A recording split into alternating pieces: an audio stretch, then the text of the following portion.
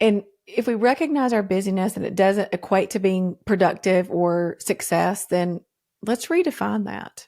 Let's redefine what those priorities are and what's the most important to you. Learn to say no.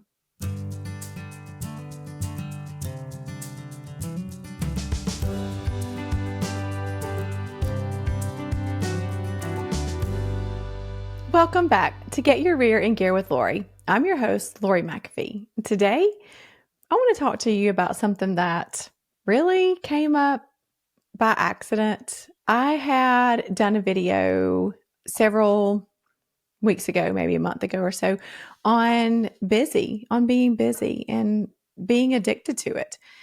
And I had so many people comment and question, and they're like, how do I break free? What do I do? Our life we feel like it's constantly on fast forward, and myself included. And so we have to be so intentional about busyness. And we live in a world that absolutely glorifies being busy. And like I've said before, it's a badge of honor, it's a status symbol. But, if we take time and we stop and we consider, like, what's it doing to our well-being? What is it doing to me mentally, physically, emotionally, even spiritually? Busyness, that addiction is such a real thing. And it takes time to break free from its chains. It's not an overnight free. You're not free overnight. I would like to tell you that you are, but it does take time, and it takes intentionality, and it takes practice. So if we imagine a life where you have control over all of your time, where your priorities matter, can you imagine that? Well, it's time that you regain that control. And so I want to kind of help you through that. And the first step to breaking free of the busyness addiction is being aware of it, recognizing it.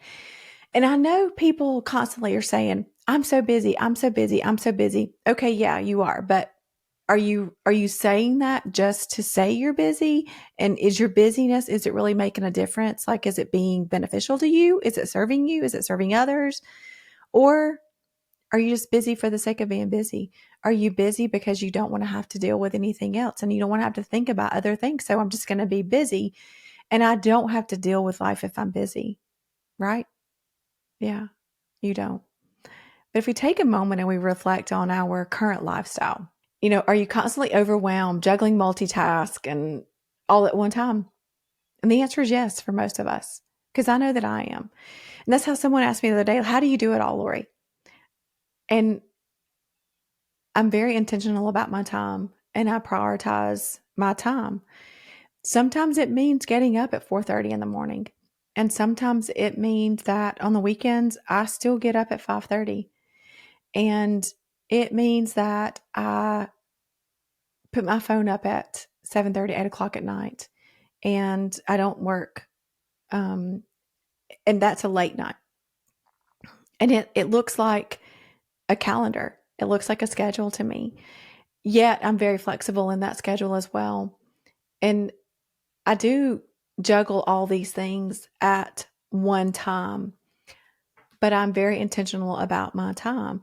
And I have not always been, y'all. That's the thing that has been one of the coolest things I think that I've done for myself is that I've really paid attention to how I spend my time and being intentional about what I do in my grind of my days. And if we recognize our busyness and it doesn't equate to being productive or success, then let's redefine that. Let's redefine what those priorities are and what's the most important to you. Learn to say no. I really sometimes hate to say no to things, but I do. I have to say no to some people and to some things. And when I learn to say no, I've learned that there's a boundary there. And sometimes people don't like those boundaries, but they are essential. And it is essential whenever these boundaries are to break free from our busyness and to help us out. And one of the things that I've done is that my phone is on do not disturb in the mornings when I'm working. And I'm very intentional about that. Um, and, I myself honor that. Now, I still have people call, but I may not answer the phone. I may not talk to you because I've made a priority that this is my time that I've got to dedicate to what I'm doing. I can call you back. If it's an emergency, you can call me again and I'll know that it's an emergency. And remember that saying no to some things doesn't mean that you're being mean or you're being disrespectful to the other person or that you're even being lazy. Because there are some times that I say no, even to my routine of working out. I'm going to be honest with you. Because if I've not slept well or I'm not feeling the best, I may not get up and do my full 40-minute workout, but I may do a little something, but I may say no to that. And it's not that I'm lazy. It's just I understand where I'm at and I value that as well. And I value my self-care. And I slow down to make that a priority. One of my favorite things to do is to walk. And my husband loves to go hike, and we've got this little mountain behind us, and he loves to go hike it. I don't. I do not love to hike that. I love to walk up and down the driveway, but I do not love to hike that. I will, but I don't always like to. But I tell him no. I still tell my husband no. I'm not going to go. I'm not hiking with you today. I'll go walk down the driveway, several times, but I'm not going to go hike. And one thing I love about walking down the driveway is there's a lot of wildlife around us. We have deer and we have some turkeys, but we also have cows. And I love to watch these calves as, when they're born and they run and jump and they play and how the mom nurtures them. So those kind of things I really enjoy, and that slows me down. That I'm unplugging from my busyness and I don't carry my phone with me. So I'm unplugging from technology when during that time as well. And sometimes I'll just sit and I'll read and I'll get in my chair and I'll read and I will just enjoy those moments. And I've learned to just embrace that rest and that recharge and, for those moments that are true clarity. And I can also learn to be creative in those moments too. And that's where a lot of my creative juices start flowing, is in those moments of quiet. Um, something that I think it's very important for you to prioritize too is your joy and your fulfillment and what brings that to you. And surround yourself with the people who support you and your journey to that life of unforced rhythms of grace. And seek out people who inspire you to break free from this path of busyness and find your own path, one that is going to be more beneficial to you to really one you desire, one that's going to lead to success for you. And I'm not meaning success monetarily. I'm meaning success in you as a person and who you were created to be. Remember, you have the choice to choose how you spend your time. And I ask you to choose wisely. And it's time that you unleash the freedom that comes with breaking those chains of the busyness addiction. Choose life that is fulfilling, that has purpose, that has joy, with a sense of calmness. And so I really want to encourage you to remember that being busy and claiming that glorified busyness, we don't have to wear that as a badge of honor. We don't have to wear that as a status symbol. Just learn to be who you were created to be and learn to say no and to break free of those, to disconnect and set your priorities. Recognize all this. Recognize where you are. It takes time, and it's going to take you being very intentional about personal inventory. And it's so much fulfilling. There's fulfillment, so much fulfillment in a life where we've broken free of that busyness and we've set that intentionality of being who we were created to be and not being busy just for the sake of being busy. So I want to thank you for watching this video and listening to Get Your Rear in Gear with Lori. And I hope that something that I've said today has been beneficial to you and that you will recognize the fast forwardness that we live in constantly in our life. And life in the fast lane is not always pleasurable.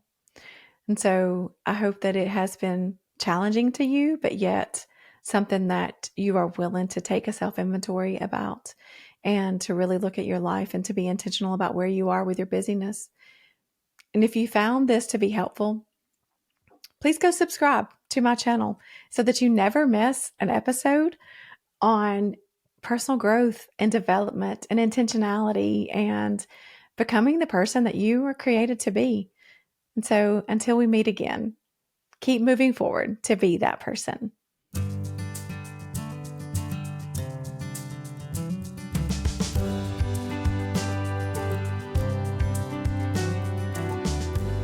In the fiery tapestry of life, where imperfection strives to find authenticity and purpose in a fallen world, my book, Burning Hope, rises as a beacon of redemption, love, and resilience. The book casts a spotlight on the profound interaction between self-worth, self-expression, and the unyielding power of love, painting a vivid picture of human desire and the trials of faith. At the heart of the narrative lies the touching story of Gabby and Griffin. Their relationship, laden with unexpected twists and obstacles, is a reflection of the unmistakable human yearning for love and acceptance. Both characters, like many of us, grapple with the feelings of abandonment, shame, and despair.